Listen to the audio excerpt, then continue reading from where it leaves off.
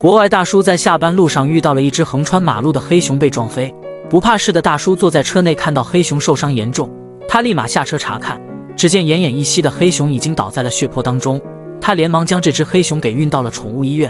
这只黑熊受伤非常严重，宠物医生光抢救它就花了整整3个半小时。值得庆幸的是，黑熊终于捡回了一条小命。善良的大叔小心翼翼地给它投喂干净的饮用水，每天在大叔的细心照顾下，这只黑熊的身体很快恢复如初。为了它的安全着想，大叔将它放生到野外。让人百思不得其解的是，这只黑熊又悄悄地回来翻大叔家的墙头。很明显，多日的相处让这只黑熊对大叔产生了依赖。尽管如此，大叔还是狠心将它赶走了。到了晚上，这只黑熊却又再次出现到大叔的门口。大叔开门，它却又腼腆地离开。大叔故意将房门打开，示意让它进来。聪明的黑熊站在门口扭扭捏捏，或许是怕自己吓到大叔。有趣的是，它居然礼貌地帮大叔关上了房门。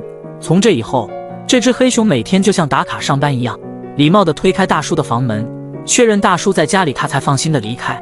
不仅如此，就连白天大叔出门上班，这只黑熊都会在大叔门口礼貌地与他打招呼。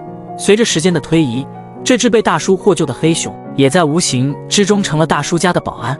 每当夜幕降临，他就默默地守护在大叔家门口，偶尔有时候还会带着自己的小伙伴在大叔院子里巡逻，直到天亮看见大叔起床，这只懂得感恩的黑熊才拖着疲惫的身躯回到森林。